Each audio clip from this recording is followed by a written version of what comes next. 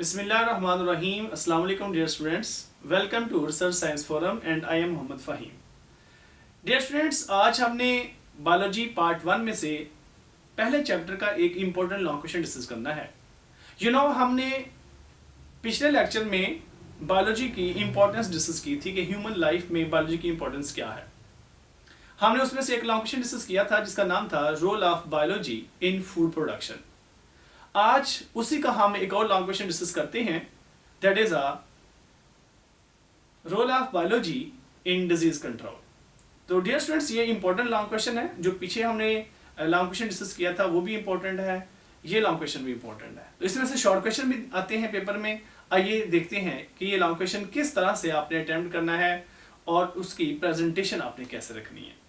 आइए स्टूडेंट देखते हैं role of biology in disease control. तो इस लेक्चर के अंदर मैंने 3 पॉइंट्स आपसे डिस्कस करने हैं। तो अगर आपको ये लॉन्ग क्वेश्चन आता है स्टूडेंट्स, तो आपने भी इन 3 पॉइंट्स को बड़ी ही तरतीब के साथ, सीक्वेंस के साथ आपने इनको अटेम्प्ट करना है। तो बायोलॉजी ने हमारी लाइफ में बहुत इंपॉर्टेंट जो रोल प्ले किए हैं हमारी लाइफ के अंदर, उनमें से एक रोल ये भी है डिजीज कंट्रोल। तो डिजीज कंट्रोल में 3 पॉइंट जो आपने लिखने हैं। तो सबसे पहला पॉइंट है प्रिवेंटिव मेजर्स, दूसरा पॉइंट है वैक्सीनेशन और तीसरा पॉइंट है drug treatment and gene therapy. तो स्टूडेंट्स याद रखिएगा कि डिजीज कंट्रोल में सबसे पहला जो पॉइंट डिस्कस किया गया वो बड़े एक सीक्वेंस के साथ स्टेप डिस्कस किए गए हैं। प्रिवेंटिव मेजर्स यानी कि इसका मतलब क्या है कि सबसे पहले हम ये कोशिश करें कि डिजीज से बचा जाए, यानी कि हमें डिजीज से मैक्सिमम अवॉइड करना चाहिए। मतलब ये है कि जैसे आपने ये सुना होगा कि इलाज से परहेज बेहतर है। तो बायोलॉजी ने हमें बहुत नॉलेज दिया है, हमें बहुत ज़्यादा इस फील्ड के अंदर हमारी बहुत ज़्यादा हेल्प की है कि हमें बता दिया गया है कि कौन सी डिजीज़ कैसे फैलती है, उसे हम बच कैसे सकते हैं, डिजीज़ का एक्चुअल काजिक एजेंट कौन है। जैसे biological sciences have provided us information about the causative agents of the diseases। यानी कि बायोलॉजी ने हमें ये बताया है कि डिजीजेस के एक्चुअली causative agents कौन से हैं, वो कौन से एजेंट्स हैं जिनसे बीमारियां फैलती हैं। और हमें ये भी बताया है कि ये डिजीजेस कैसे ट्रांसमिट होती हैं, इनका मोड ऑफ ट्रांसमिशन बताया गया हमें। सिर्फ यही नहीं बताया कि डिजीज कैसे होती है, हमें यह भी बताया है कि डिजीज फैलती कैसे है, यानी कि उसका जो कॉजेटिव एजेंट है, डिजीज जिस माइक्रोब से फैलती है वो तो बताया ही है। और ये भी हमें हमारे इल्म में इस तरह भी इजाफा किया गया है कि वो कॉजेटिव एजेंट एक ऑर्गेनिज्म से दूसरे ऑर्गेनिज्म में कैसे फैलता है और हम इससे बच कैसे सकते हैं। तो जैसे यहाँ पे एग्जांपल दी गई है, जैसे पहली एग्जांपल यहाँ मैंने लिखी है एड्स की, that is acquired immunodeficiency syndrome and is caused by HIV। और ये MCQs भी है कि AIDS is caused by, तो यहाँ आप मेंशन करेंगे कि ये HIV से डिजीज होती है। HIV stand for Human Immunodeficiency Virus। तो AIDS एक वायरल डिजीज है that is spread through free sexual contact। free sexual contact से मुराद ये है कि sexual activities with any person। जब इस तरह की एक्टिविटीज होती हैं तो समटाइम जो डिजीज्ड पर्सन होते हैं या जिनके अंदर वायरसेस होते हैं उनसे ये डिजीज आगे ट्रांसमिट हो जाती है। तो इस वजह से इसका एक काज ये है free sexual contact. The second one that is blood transfusion, यानी कि ब्लड ट्रांसफ्यूजन से मुराद यहाँ पे ये नहीं है कि किसी भी पर्सन का ब्लड ट्रांसफर करने से ये डिजीज हो जाती है, नहीं। इसका मतलब ये है कि जो डिजीज्ड पर्सन है उसके ब्लड को अगर किसी हेल्दी पर्सन के अंदर ट्रांसफर कर दिया जाएगा तो डेफिनेटली ये डिजीज उस पर्सन में भी फैलेगी। इसी तरह से बाय यूजिंग कंटामिनेटेड सिरिंजेस और सर्जिकल इंस्ट्रूमेंट्स, यानी कि जो आलूदा सिरिंजेस वगैरह होती हैं या यूज्ड सिरिंजेस होती हैं या सर्जिकल इंस्ट्रूमेंट्स जो हम किसी पेशेंट को ट्रीट करने के लिए इस्तेमाल करते हैं, अगर वही इंस्ट्रूमेंट हम किसी हेल्दी पर्सन के लिए इस्तेमाल कर लें तो डेफिनेटली उसके जो माइक्रोब्स होंगे, जो डिजीज काजिंग एजेंट्स होंगे, वो हेल्दी पर्सन में भी ट्रांसफर हो सकते हैं। तो हमने डिस्कस की कि डिजीज के काजिटिव एजेंट्स क्या हैं और कैसे वो फैलते हैं। तो हमें ये भी इल्म होना चाहिए कि हम इनसे बच कैसे सकते हैं। तो डियर स्टूडेंट्स, जब हमें इनके कॉजेटिव एजेंट्स का पता चल गया, इनके मोड ऑफ ट्रांसमिशन का पता चल गया, तो हम इससे सिर्फ इनसे अवॉइड करके ही बच सकते हैं। Then we should avoid from these sources of diseases. हमें इन सोर्सेज, इन असबाब से बचना चाहिए ताकि हमें या किसी और को इस डिजीज से हम बचा सकें। तो इसमें एक और एग्जांपल यहाँ पे मैंने दी है, जैसे हेपेटाइटिस है। Hepatitis is caused by H virus, यानी कि हेपेटाइटिस वायरस से ये फैलती है डिजीज। और यानी कि आप कह सकते हैं कि हेपेटाइटिस वायरस हेपेटाइटिस का काज है। इसके अलावा हेपेटाइटिस के और भी काजेस हैं, जैसे ड्रग का ज्यादा इस्तेमाल, जैसे टॉक्सिक एजेंट्स का इस्तेमाल, जैसे लीवर का सही से काम ना करना। ये डिफरेंट काजेस हो सकते हैं किसके जी? हेपेटाइटिस के। तो हेपेटाइटिस फैलता कैसे है? तो ये भी ब्लड ट्रांसफ्यूजन से फैलता है जी। Hepatitis is spread through blood transfusion, sexual contact and also by using contaminated surgical instruments, यानी कि आलूदा अगर हम सर्जिकल इंस्ट्रूमेंट इस्तेमाल करते हैं तो उनसे भी ये हेपेटाइटिस फैल सकता है।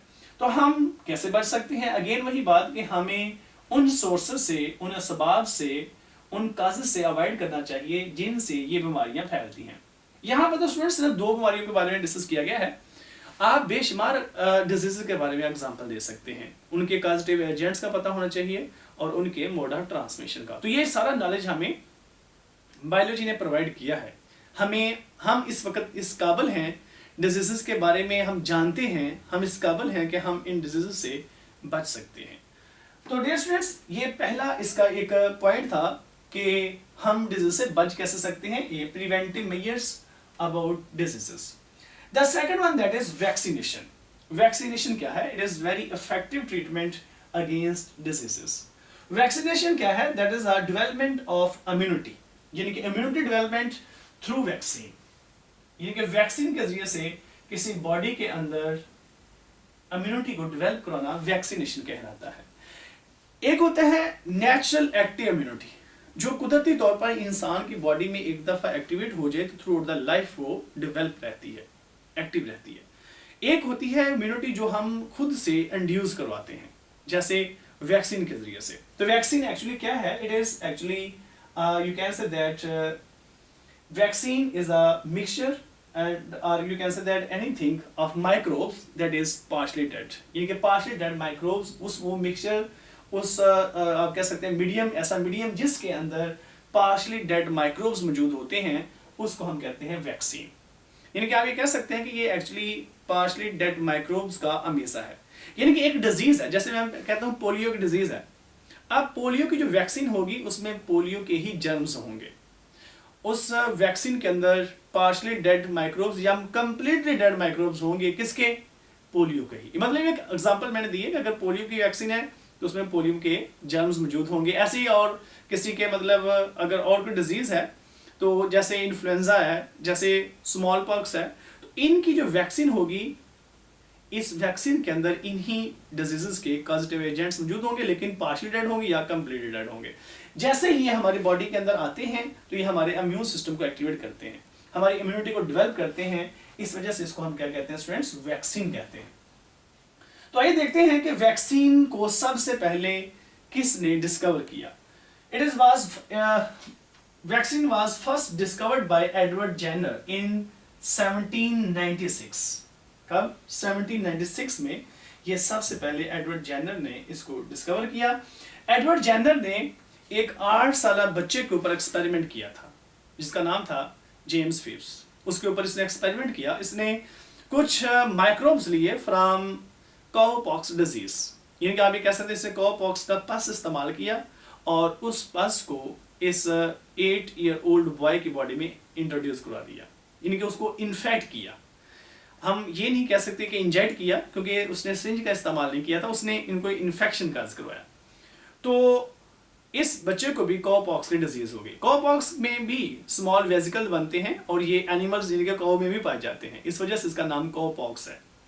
और लैटिन लैंग्वेज में काउ कहते हैं वैका को, यानी कि काउ को वैका का वर्ड कहते हैं, यानी कि वैका कह के बुलाते हैं। जैसे हम काउ कहते हैं और लैटिन में इसको वैका कहते हैं। तो वैका का मतलब पस भी है, वैका से वर्ड वैक्सीन ड्राइव किया गया है, यानी कि जो पहला टर्म वैक्सीनेशन या जो वैक्सीन ड्राइव किया गया है वो वैका से किया गया है, जिसका मीनिंग कॉ है। तो ये जो वैका या ये जो वैक्सीनेशन या जो वैक्सीन का वर्ड है, ये सबसे पहले एडवर्ड जेनर ने ही इस्तेमाल किया था। तो सबसे पहले जिस डिजीज के बारे में इम्यूनिटी डेवलप की गई वो भी एक वायरल डिजीज थी, और वो कौन सी डिजीज थी? काउपॉक्स डिजीज थी। तो काउपॉक्स के अगेंस्ट, यानी कि आप ये कह सकते हैं काउपॉक्स का इस्तेमाल करते हुए स्मॉल पॉक्स के खिलाफ सबसे पहले इम्यूनिटी डेवलप की गई। जैसे मैंने अभी बताया है कि उसने काउपॉक्स का पस इस्तेमाल किया, बच्चे में इंजेक्ट किया, और जैसे ही उसकी बॉडी में उसको इंट्रोड्यूस किया उसमें इम्यूनिटी डेवलप हो गई। किसके खिलाफ? स्मॉल पॉक्स के खिलाफ। तो आपसे ये एमसीक्यू में पूछा जा सकता है कि वो पहली कौन सी डिजीज है जिसके अगेंस्ट वैक्सीन इस्तेमाल की गई या जिसके अगेंस्ट इम्यूनिटी डेवलप की गई वैक्सीनेशन से, तो वो कौन सी होगी? स्मॉल पॉक्स डिजीज होगी। तो वैक्सीनेटेड डिजीज कौन सी है जी? इसमें शामिल है polio, whooping cough, measles and mumps. इन डिजीजेस की डिटेल आप नेक्स्ट चैप्टर में पढ़ेंगे, वायरसेस वाले चैप्टर नंबर 5 में। लेकिन यहाँ पे ये मेंशन किया गया है कि वो कौन कौन सी डिजीज हैं जिनको हमने वैक्सीनेशन के जरिए से ट्रीट कर लिया है। तो इसमें आप influenza, herpes simplex, small pox के भी नाम इसमें मेंशन किए जा सकते हैं। इस तरह से हेपेटाइटिस ए और हेपेटाइटिस बी की वैक्सीन अवेलेबल है, हेपेटाइटिस सी की वैक्सीन अवेलेबल नहीं है। तो ये थे वो मेथड जिसमें हम वैक्सीन का इस्तेमाल करते हुए डिजीज को ट्रीट कर सकते हैं। तो वैक्सीन का इस्तेमाल याद रखिएगा ये बिफोर डिजीज किया जाता है वायरल डिजीज के खिलाफ, ताकि पहले से ही इम्यूनिटी बॉडी के अंदर मौजूद हो। और अगर पहले से मौजूद हमारी बॉडी में उसके डिजीज के खिलाफ इम्यूनिटी है, तो अगर माइक्रोब हमारी बॉडी में चले भी जाते हैं तो हमारी बॉडी को नुकसान नहीं पहुंचा सकते। इसकी डिटेल नेक्स्ट चैप्टर्स में हम पढ़ेंगे। चैप्टर नंबर 14 में इसकी डिटेल मौजूद है कि किस तरह से ये वैक्सीन हमारी बॉडी में जाके काम करती है। तो डियर स्टूडेंट्स, नेक्स्ट पॉइंट है that is a drug treatment. Drug treatment यानी अगर पहली बात ये कि हमें डिजीज से बचना चाहिए। अब उससे जो डिजीज सबसे जो बेटर चीज़ है वो प्रिवेंटिव मेजर्स है, और उसके बाद जो चीज़ इंपॉर्टेंट है वो वैक्सीनेशन है। और अगर बेशुमार ऐसे डिजीजेस हैं जिनसे बचा भी नहीं जा सकता और उनकी वैक्सीन भी अवेलेबल नहीं है, तो ऐसी डिजीजेस की ट्रीटमेंट के लिए फिर हम ड्रग्स का इस्तेमाल करते हैं, यानी कि मेडिसिन का इस्तेमाल करते हैं। तो मेडिसिन में जैसे यहाँ पे मेंशन है जी एंटीबायोटिक्स है जी, कीमोथेरेपी इस्तेमाल की जा सकती है, रेडियोथेरेपी है, जीन थेरेपी है, और इंटीग्रेटेड डिजीज मैनेजमेंट है। तो इसमें जो पहला पॉइंट डिस्कस करना है स्टूडेंट्स हमने वो है एंटीबायोटिक्स। एंटी का मतलब होता है against, biotics mean life. These are the chemical substances which are used to treat infectious diseases, means that bacterial and fungal diseases। और ये स्टूडेंट्स एंटीबायोटिक्स के जो मेन सोर्सेज हैं वो बैक्टीरिया और फंजाई ही हैं। हम इन्हीं से केमिकल सब्सटेंसेस को लेते हैं और बैक्टीरिया और फंगल डिजीजेस के खिलाफ इस्तेमाल करते हैं। तो जब कोई पर्सन बीमार होता है, उसको कोई इन्फेक्शन होता है इस तरह का, तो हम उसके खिलाफ ये एंटीबायोटिक्स केमिकल सब्सटेंसेस का इस्तेमाल कर सकते हैं। लेकिन ये एंटीबायोटिक्स का ओवर यूज भी हमारी बॉडी के लिए बहुत नुकसानदेह होता है। इसकी डिटेल भी हम अगले चैप्टर्स में पढ़ेंगे। चैप्टर नंबर 6 में इसकी डिटेल दी हुई है। The next one that is chemotherapy, that is our treatment of diseases through chemicals. This technique is mostly used against cancer. Cancer के खिलाफ सर्टन केमिकल सब्सटेंसेस का इस्तेमाल किया जाता है और सर्टन केमिकल्स बॉडी के अंदर इंट्रोड्यूस की जाती हैं for killing cancer cells. But this technique is also has some side effects on body. इसकी वजह से कुछ हमारे जो बॉडी के नॉर्मल सेल्स हैं वो भी ख़त्म हो सकते हैं, उसको भी नुकसान होता है। तो इस कीमोथेरेपी को इस्तेमाल करने से पहले एक और टेक्निक इस्तेमाल की जा सकती है, that is gene therapy. Gene therapy क्या है? जीन थेरेपी की 3 डिफरेंट अप्रोचेस हैं, यानी 3 डिफरेंट चीज वे से हम जीन थेरेपी को अप्लाई कर सकते हैं। The first one that is हम एक फंक्शनल जीन को बॉडी के अंदर इंट्रोड्यूस करते हैं। जीन थेरेपी से मुराद है कि डिजीजेस का इलाज करना जीन्स के जरिए से। ये जेनेटिक डिजीजेस के लिए भी ये टेक्निक इस्तेमाल की जा सकती है। यानी कि हम क्या करते हैं कि जो फंक्शनल जीन होती है उसको हम बॉडी के अंदर इंट्रोड्यूस करते हैं और वो फंक्शनल जीन जाके एक्सप्रेस होती है और वो अपना प्रोडक्ट बनाना शुरू कर देती है। समटाइम ऐसा भी होता है कि जो डिफेक्टिव जीन है, डिफेक्टिव जीन को हम रिप्लेस कर लेते हैं फंक्शनल जीन से। पहली मैंने जो बताई है वो जस्ट फंक्शनल जीन को बॉडी में डायरेक्ट इंट्रोड्यूस करवाना है। सेकंड मैंने क्या बताया, जो डिफेक्टिव जीन है उसको बॉडी से निकालते हैं और उसको रिप्लेस कर देते हैं फंक्शनल जीन से। तीसरा पॉइंट दैट इज कि डिफेक्टिव जीन को हम बॉडी से निकालते हैं, उसको रिपेयर भी किया जा सकता है। रिपेयर करने के बाद दोबारा से बॉडी में इंट्रोड्यूस कर देते हैं। तो ये तीन डिफरेंट अप्रोचेज हैं जीन थेरेपी की। जीन थेरेपी को एक और मकसद के लिए इस्तेमाल भी किया जाता है। अगर कोई कैंसर का पेशेंट है और उसमें ये रेडियोथेरेपी या कीमोथेरेपी की वजह से नुकसान है, तो पहले उस पर्सन की जीन थेरेपी की जाती है। जीन थेरेपी से क्या होता है, वो पर्सन केमिकल्स और रेडिएशन का वो रेजिस्टेंट हो जाता है। नॉर्मल सेल्स के ऊपर रेडिएशंस और केमिकल का असर कम हो जाता है और जो कैंसर सेल हैं, ट्यूमर सेल्स हैं, वो ज़्यादा सेंसिटिव हो जाते हैं किसके, रेडिएशन और केमिकल से, और वो ज़्यादा जल्दी से ख़त्म हो जाते हैं। तो ये एक था आपके सामने जीन थेरेपी की एप्लीकेशन और जीन थेरेपी का आगे जो इसका इस्तेमाल है। तो रेडियोथेरेपी क्या है? It is also a technique that is used to treat diseases specially cancer through radiations. Therapy का मतलब वैसे भी ट्रीटमेंट होता है, यहाँ पे लिखा है रेडियोथेरेपी, इनकी ट्रीटमेंट थ्रू रेडिएशंस। तो हम सर्टेन रेडिएशंस को कैंसरस पार्ट के ऊपर गिराते हैं। तो वो जो रेडिएशंस हैं वो हम एक्सटर्नल बॉडी सोर्स से लेते हैं और जो कैंसरस पार्ट है वो उसके सामने एक्सपोज किया जाता है और रेडिएशन के जरिए से हम जो कैंसर का पार्ट है, ये ट्यूमर है, उसको खत्म करते हैं, उनको किल करते हैं। तो ये स्टूडेंट था हमारे पास डिफरेंट सोर्सेस जिसके जरिए से हम डिजीजेस का इलाज कर सकते हैं। The last point that is integrated disease management. This is very important again, ये एक लेदर से शॉर्ट क्वेश्चन भी है। What is integrated disease management? It is a method, a technique in which we treat a particular disease or all common diseases in a society by using some suitable methods, suitable techniques. हम क्या करते हैं, किसी particular disease का इलाज करते हैं या जो किसी सोसाइटी के अंदर तमाम कॉमन डिजीजेस होती हैं उनका हम इलाज करते हैं बहुत ही मुनासिब एक टूल्स के जरिए से, मेथड के जरिए से। और इसमें आप ये भी कह सकते हैं कि to combating with diseases by using suitable methods when and where required। जहाँ कहीं भी हमें उनकी ज़रूरत पड़े हम उनको इस्तेमाल कर सकते हैं। इसमें एक बड़ी अहम बात ये कि जो सोसाइटी है, लोग हैं, उनको भी इस आप कह सकते हैं कि एक टेक्नोलॉजी के अंदर उनको शामिल किया जाता है, उनको अवेयर किया जाता है डिजीज़ कैसे फैलती है, उसको हम रोक कैसे सकते हैं। जैसे अभी रिसेंटली आपने देखा होगा ये जो कोरोना के बारे में जो एक डिजीज़ बहुत बड़ी वबा फैली है, तो ये इसको हम कंट्रोल कैसे करें, यही एप्लीकेशन के जरिए से। कौन सी? Integrated disease management. हमने इसको डिजीज़ को मैनेज किया है, कैसे लोगों को अवेयर किया है, लोगों में इस डिजीज़ की सिवियरिटी के बारे में बताया है, इनके मोड ऑफ ट्रांसमिशन के बारे में बताया है और इससे हम बच कैसे सकते हैं, इसकी ट्रीटमेंट के बारे में बताया है। That is called as integrated disease management. आप इसमें ये एग्जांपल लिख सकते हैं कि जैसे ये कोरोना वायरस है, डेंगू फीवर है, तो ये जो डिफरेंट डिजीजेस हैं एक्चुअली ये इनका इलाज, इनको रोकना ह्यूमन सोसाइटी से, ये इसी से बिलोंग करता है, किससे जी? Integrated disease management. तो डियर स्टूडेंट्स, यहाँ पे ये क्वेश्चन मुकम्मल हुआ है। मैंने आपके सामने ये क्वेश्चन जो प्रेजेंट किया है, इससे आपको पेपर की प्रेजेंटेशन का भी आइडिया हो रहा होगा कि हमने एक्चुअली पेपर को प्रेजेंट कैसे करना है, अपनी प्रेजेंटेशन को बेहतर कैसे करना है। ये चीज़ें बहुत ही इफेक्टिव हैं पेपर के लिए। तो स्टूडेंट्स, मैं दोबारा आपसे गुजारिश करूंगा, जो वीडियो आप देखते हैं, सुनते हैं, उनको मुकम्मल तौर पर देखा करें और मैक्सिमम स्टूडेंट तक भेजा करें ताकि आपकी वजह से लोगों का फ़ायदा हो सके।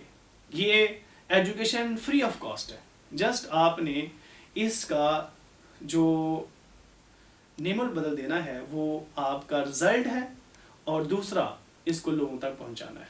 अल्लाह ताला आप लोगों को हमेशा कामयाब करे। आप अपना बहुत ख्याल रखिएगा। अल्लाह हाफिज़।